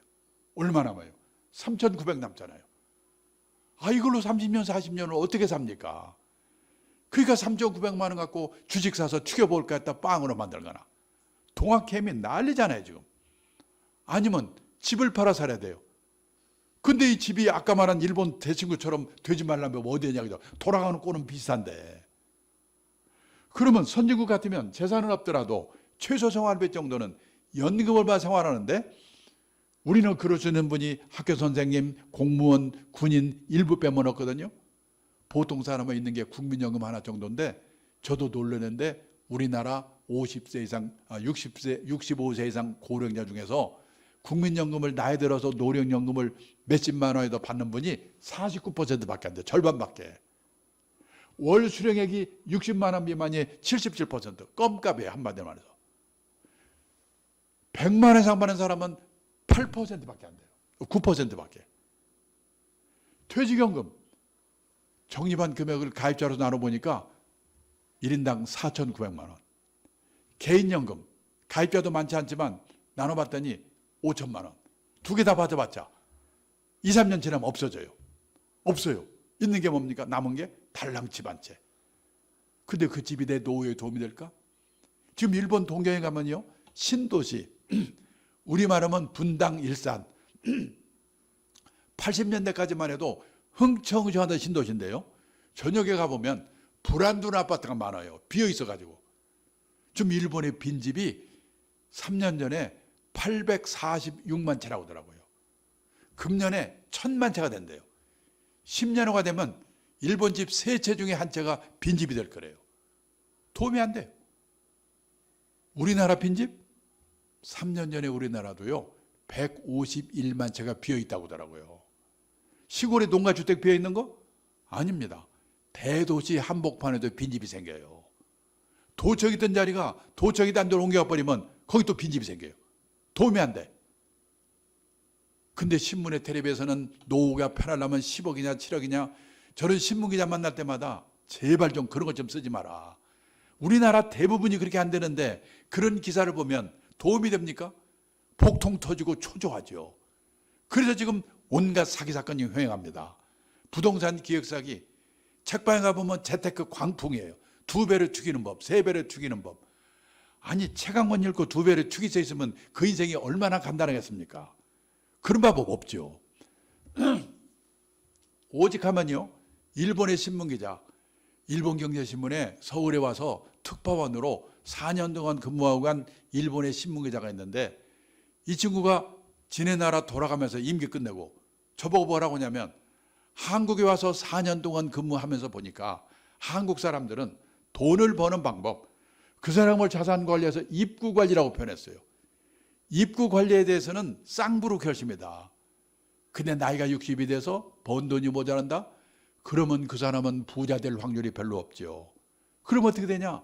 맞춰 사는 방법을 배워야 되죠. 또 운 좋게 부자가 됐다? 그러면 아름답게 쓰는 방법. 그 사람을 자산 관리해서 출구 관리라고 표현했어요. 한국 사람들은 입구 관리에 대해서는 무죄 결심인데 출구 관리에 대해서는 집에서 가르치냐, 학교에서 가르치냐, 사회에서 가르치냐, 공부가 너무나 안 되어 있다. 이름 이루고 가는 거예요. 기분이 얼마나 나쁘겠습니까? 근데요, 일본에 1억 2천만 인구 중에서 기독교 인구, 교회 다니고 성당 다니는 사람이 100만 명도 안 되거든요. 1%도 안 돼요. 우리나라 개신교, 캐톨릭 합치면 20몇 퍼센트, 1000몇백만 명의 기독교 인구래요. 근데 여기 2000년에 기록된 우리 바울 사도가 기록한 성경에 뭐라고 써 있습니까? 빌립보서 4장 11절에서 13절까지. 내가 궁핍함으로 말하는 것이 아니라 어떠한 형편에서든지 나는 자족하기를 배웠노니 나는 비천에 처할 줄도 알고 풍부에 처할 줄도 알아. 모든 일 곧 배부름과 배고픔과 풍부와 궁핍에도 처할 줄 아는 일체의 비결을 배웠노라. 그러니까 뭐냐? 주어진 상황에 맞춰 사는 능력을 키웠다는 거야. 아까 말씀드렸지만은. 근데 1000몇백만 명의 기독교인들이 이걸 읽었는지 안 읽었는지, 기독교 인구 1%도 안 되는 일본 사람한테 우리가 충고를 드려야 된다. 저는 그게 우리나라의 문제라고 생각합니다. 우리나라 기독교인들이 제일 좋아하는 성경 구절이 밑에 있는 빨간 글자래요. 내게 능력 주시는 이 안에서 내가 모든 것을 할 수 있느니라. 새벽 기도만 열심히 나가면 만사형통. 근데요, 이게 가능한 거는 평소에 풍부에 처할 줄도 알고 비천에 처할 줄도 아는 훈련을 미리미리 받아두었기 때문에 이게 가능한 거겠죠. 근데 앞에 있는지 없는지 모르고 읽었는지 안 읽었는지 밑에 그만큼 목매다니까 그 무당이나 똑같은 거죠. 그래서요, 일본 가도 미국 가도 열심히 살았는데 유감스럽게 노후생활비 모자란 사람 거기도 많습니다. 어떡합니까? 할 수 없지. 나는 생활비가 모자라니까 체면불구하고 요 쪽팔리는 거 감수하고 이 허드렛 일이라도 해가지고 한 푼이라도 벌 방법이 없을까? 일을 찾지요. 일본에서도요, 퇴직자들이 하는 일 사례를 소개했는데 제일 1번이 뭔지 압니까? 아파트 관리인. 일본에서도 아파트 관리인 이거 하려고 경쟁률이 50대 1, 50대 1. 가사 대행 서비스, 이거 가사 도우미거든요. 제 친구는 사장인데 그 딸이 대학 나오는데요, 40대 중반인데 애 둘을 키우느라고 회사를 퇴직했어요.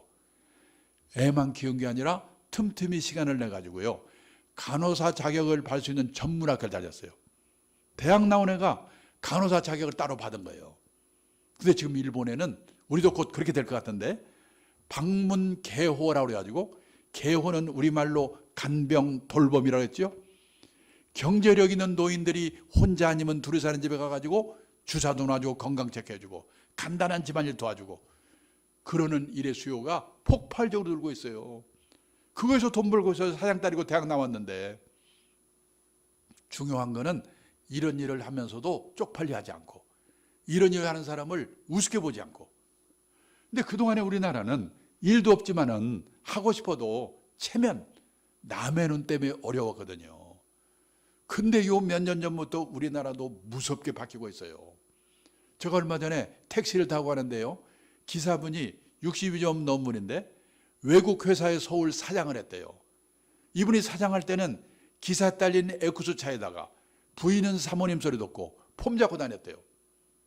이분이 대단한 게요, 사장을 끝내자마자 목표를 세웠는데 나는 3년 이내에 개인 택시 받을 자격을 갖자. 그러려면 영업용 택시를 3년 무사고 운전해야 된대요. 그때 그분이 1년 8개월이 됐다고 하더라고요. 이런 분이 들고 있어요. 그게 먹고 살 걱정이 없게 됐으니까 그러면 나는 이제 놀고 먹으면 되는가? 아닙니다. 특히 도시에 사는 사람일수록 퇴직하고 소일거리가 없어서 미치거든요. 요즘 서울 시내 인류 호텔에 헬스클럽 한번 가보면은 왕년에 장관, 차관, 사장 했던 사람 다 모여 있어요. 거기서 오전 시간 때우고 오후에 커피숍에서. 얼마 전에 정부 고관을 했던 제 친구가 있는데 저녁 먹다 뭐라고 하냐면요, 자기는 아침에 잠에서 깨면 침대에서 내려오기 전에 오늘은 뭐 할까? 그 생각부터 해놓고 그때 내려온대요. 하루 이틀도 아니고 30년, 40년 그렇게 살아보세요. 환장합니다. 그래서 선진국에서는 퇴직하고 먹고 살 거 겸사는 뭐 하는가? 취미활동 절반, 봉사활동 절반이면서 약간의 용돈벌이 하는 일, 이런 일들을 다 하고 있다는 거예요. 지금 우리가 그런 세상으로 가고 있거든요. 나는 뭘 가지고 해볼까? 우리가요, 인생을 살아가면서 정년을 3번 맞이한다 그럽니다. 첫 번째가 고용정년, 보통 회사 55세? 근데 아직도 몸이 쌩쌩해. 그래서 허드렛 일이라도 자원봉사활동이라도 자기가 정해서 하는 일의 정년이 있습니다. 여기 뉴라이프 비전스쿨에 와서 이런 뭔가를 하는 거. 그 다음에 마지막으로 하나님이 불러가는 인생 정년, 고용 정년, 일의 정년, 인생 정년, 이 3번의 정년을 어떻게 맞이할 것인가. 이런 준비를 하고 사는 게 재테크보다 훨씬 더 중요하지 않을까. 처음에 제가 말씀드렸습니다. 노후의 3대 불안. 첫째가 돈, 둘째가 건강, 셋째가 외로움. 근데 건강 얘기는 제 소관이 아니니까 그냥 생략했는데요. 돈, 건강, 외로움, 3대 불안을 해소하는 최선의 방법이 돈이 되는 일이든 사회공헌 활동이든 자원봉사 활동이든 취미 활동이든 소일거리가 있어야 된다는 거예요. 여기까지 결론입니다. 가장 확실한 노후 대비는 재테크가 아니고 평생 현역이다. 돈 있으면 있는 대로, 없으면 없는 대로. 제가 오늘 강의장에서 이 말을 끝냈더니요, 한 남자분이 벌떡 일어나더니, 아니 왜 남자들한테만 일을 하고 난립니까? 점심때 시내 음식점에 한번 가보세요. 맛있는 거 여자들이 다 먹고 있고, 헬스클럽 한번 가보세요. 땀 뻘뻘 운동하는 여자들인데 왜 남자들한테만. 자기 마누라 자기가 얘기해. 제가 어떡하라는 거예요. 사실은 사모님들이 잘 생각해 보셔야 돼요. 긴 후반 인생이 부부가 화목하기 위해서는요, 남편분이 돈이 되는 데든 소일거리를 갖도록 도와줘야 되거든요. 아까 외국회사 사장했다는 그분이 마지막에 서글픈 얘기를 하더라고요. 자기가 운전일 하니까 주위 사람들이 너 참 대단하다, 칭송이 자자한데, 정작 자기 부인, 자기 딸이 동네 창피하게 그런 건다고, 자기 인생을 헛살았다고 서글프다고 하더라고요. 가족이 도와주지 않고는 어렵거든요. 또 남자분들은 고생하다가 꼴 보이시는 사람 참아가면서 일하다가 퇴직해서 집에 갔더니 요즘 온갖 조롱거리의 대상이 되고 있잖아요. 삼식이 같다고 영식이 같다고. 그런 말 들으면 뿔따고 나죠. 우울증 걸립니다. 근데 그것도 생각을 하나만 바꾸면 되는 게 뭐냐면, 다들 내 아내만 나한테 야속한 것 같죠? 내 아내만 그런 게 아니라 대한민국 아내들이 다 똑같다. 대한민국 아내만 그런 게 아니라 세계 아내들이 다 똑같다. 그러면 대책을 내가 잡아야 돼요. 그 증거를 하나 보여드리겠습니다. 일본의 오가와 유리라고 은퇴 전문가가 있는데요. 한 달에 한 번씩 에세이 글을 보내오는데 얼마 전에 보내온 에세이의 제목이 뭐냐? 일본에서 은퇴 남편 인기 1번. 어떤 남자가 퇴직하고도 인기가 짱인가? 요리 잘하는 남편? 건강한 남편? 싹싹한 남편? 집안일 잘 도와주는 남편? 그 안에 답이 없어요. 낮에는 집에 없는 남편이래요. 다 똑해요. 우리나라는요 약과예요. 일본은 더 난리예요. 많은 남자들이 요리는 중국 요리가 최고고 마누라는 싹싹한 일본 마누라가 최고라고 침을 지는데 천만의 말씀입니다. 지금요 일본의 가정주부들이 남편이 퇴직하고 집에 있으니까 남편 재택 스트레스 증후군이라는 게 생겼어요. 증세가 뭐냐? 우울증, 고혈압, 천식, 공황장애, 암공포증, 십이장 궤양, 그 다음에 키친 드링크, 주방에서 술 홀짝 마시는 거. 우리나라는 여기까지는 안 갔잖아요. 왜 우리나라와 일본의 부인들이 남편이 퇴직하고 집에 있으면 그렇게 스트레스를 받는가? 우리나라와 일본은 남편이 현역으로 있는 동안은 남편의 세계와 아내의 세계가 분단된 세계에 살고 있는 거예요. 그러다가 30년, 40년 만에 집에서 딱 만나니까 헷갈리는 거야, 이게. 미국은 커플 문화, 젊을 때부터 같이 움직이거든요. 출장 갈 때도 허락받아야 되고, 술 먹고 밤늦게 들어가면 이혼약은. 그러니까 뭐냐면 이 대책을 세워야 돼요. 아까 이 퇴직 후에 파산하는 5가지 이렇게 얘기했죠? 노후에? 처음에 뭐야? 은퇴 창업하자 실패하는 거. 둘째, 금융사기 당하는 거. 셋째, 중대질병 걸리는 거. 넷째, 자식한테 돈 퍼붓는 거. 5번째가 황혼연이서 그러고 있잖아요. 재산 절반 나누니까. 황혼연이 우리가 지금 전체 이혼 건수의 39%라고 했잖아요. 그 부부 화목이 엄청나게 중요한데 그 부부 화목을 위해서 해야 될 게 뭐냐면 소일거리가 있어야 돼요. 낮에는. 티베트의 종교 지도자 달라이라마가 했다는 얘기입니다. 자신이 다른 사람들에게 쓸모있는 존재가 아니라고 생각하는 노인은 자신이 남에게 유용한 존재라고 느낀 노인보다 일찍 숨질 가능성이 3배 가까이 높게 나왔다. 부유한 나라에서 고통과 분노의 정도가 더 심한 건 물질적 부가 부족해서가 아니다. 내가 남에게 필요한 존재라는 느낌이나 내가 사회와 함께하고 있다는 느낌을 더 이상 갖지 못하기 때문에 불행해지는 것이다. 은행에 행장까지 한 선배가 있는데 퇴직하더니 뭐라고 하냐면 자기는 퇴직하고 나니까 쓸모없는 인간이 된 것에 서글프대요. 근데 쓸모 있는 인간을 누가 만들어주는 게 아니거든요. 자기가 만들어야지. 근데 높은 자리에 있던 사람, 끝발이 있던 사람일수록 이게 안 되는 거예요. 제가 얼마 전에요. 공무원 연금공단에서 퇴직하신 공무원들 대상으로 퇴직 수기를 공모했는데 우연히 심사위원을 하게 됐어요. 깜짝 놀랐어요. 저는 공무원들은 유시까지 보장되지 연금도 300만 원 이상 다 나온대지 아무 걱정 없는 줄 알았거든요. 아니에요. 제가 읽은 수기에 90% 정도가 105분의 수기를 읽었는데 105분 중에 90% 정도가 나와보니까 절벽이더래요. 제일 비치는 게 뭐냐? 갈 데가 없는 거. 한 분만 소개하면요. 통계직 공무원으로 지방사무소 소장까지 한 분이요. 고급 공무원이죠. 이분은 퇴직했지. 연금도 있지. 내가 신나게 한번 놀아봐야지. 놀아봤어요. 웬걸 오래 못 가. 3개월 놀았더니 미치겠더래요. 아침에 일어나면 마누라 눈치가 보이는데 저놈의 인간은 오늘 또 안 나가나? 놀래가지고 동네 도서관을 갔더니요. 신문 한 장 보려고 쟁탈전이 벌어지는 거예요. 아이고 꼴보기 싫어. 취직해야지. 그때서 원서를 여기저기 돌렸는데 준비가 안 돼가지고 면접 보러 오라는 데도 없어요. 내 오늘 한 군데서 면접 보러 오라고 연락이 왔더래요. 놀래서 봤더니 요즘 많이 생기고 있습니다. 주간 노인 보호센터. 지금 일본도 우리나라도요. 젊은 노인이 나이 든 노인 도와주는 게 큰 일거리예요. 아까 일본의 개호 대란 얘기했죠. 요양시설에 가보면요. 70대, 80대 건강한 시니어를 환영합니다. 와서 일하세요. 그러는 거예요.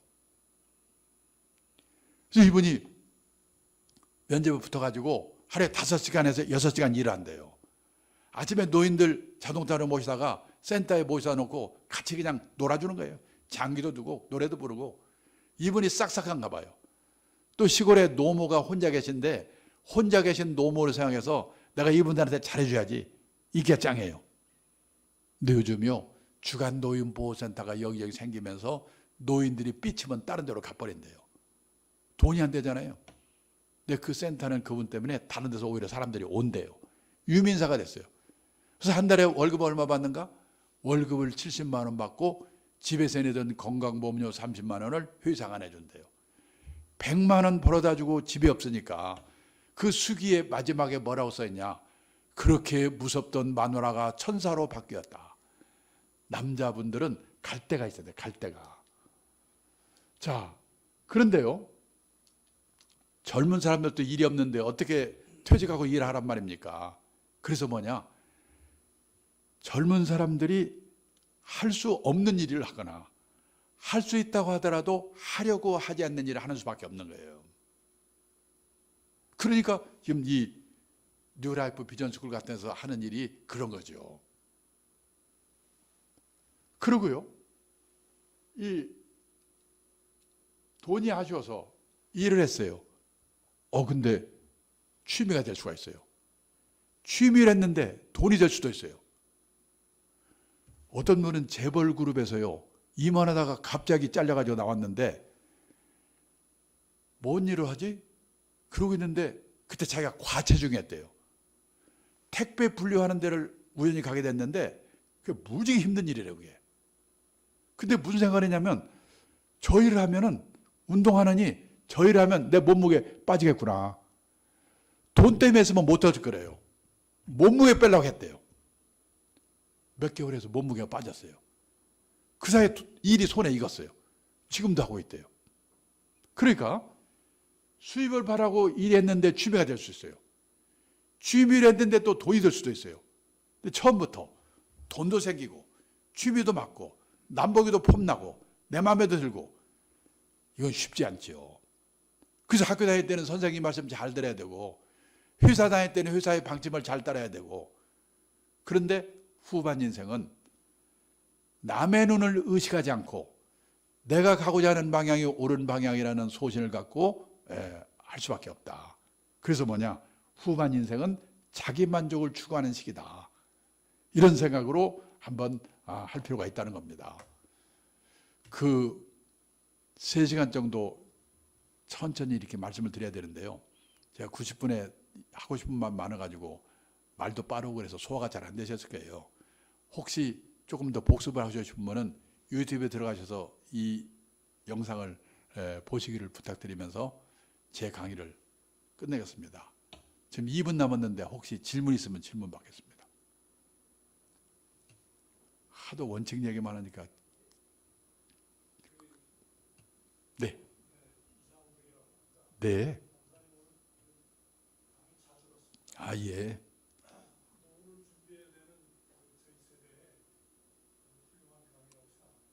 네.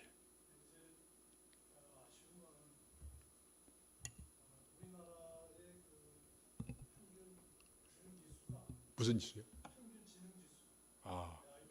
예. 예.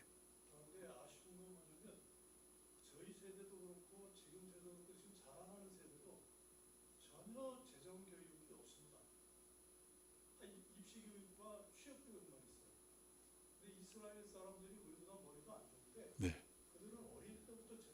네. 예.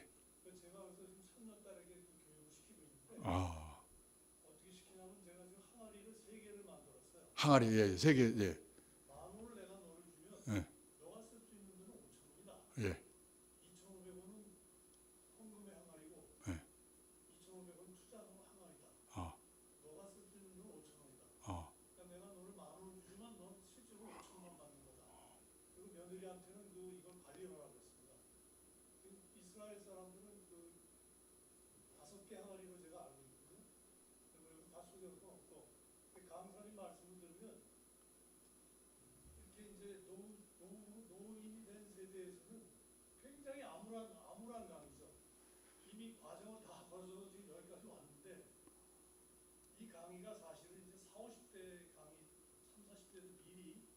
유의하는 강의가 됐으면 참 좋겠습니다. 네. 그러니까 저희 또 건강과 재정인데 거기 이제 외로움을 추가하셨거든요. 맞습니다. 건강 그나마 일거리에서 살아가는 사람들은 건강이 있기 때문에 또 일을 하면 또 건강해지고요. 예. 건강이 둘 중에 하나가 건강과 돈이다 그러면 건강이 우선이죠. 예. 건강하면 굶진 않습니다. 근데 돈이 없으면 굶습니다. 그 원리인데 거기 이제 외로움도 많죠. 우리가 이웃 간의 관계 그리고 한국인이 유난히 한국인이 어떤 의식이 있냐면 남을 의식합니다. 남을. 그러니까 내가 내 인생을 내가 주관하는 게 아니라 나는 남을 위해서 사는 거예요. 항상 내가 남을 위해서 존재하고 남을 위해서 사는 인생이 우리 한국인의 기본 의식이에요. 그러니까 그런 의식이 바뀌지 않으면 상당히 힘들 거라고 보는데 그동안에 역대 정부에서 노인들에 대한 노후 대책이 얼마나 많은 돈을 퍼붓습니까? 근데 실효성이 없잖아요. 그게 뭐냐면은 행정의 부재고 예. 그냥 돈을 쏟아놓으면 된다는 거죠. 뭐 그냥 돈 주면 된다.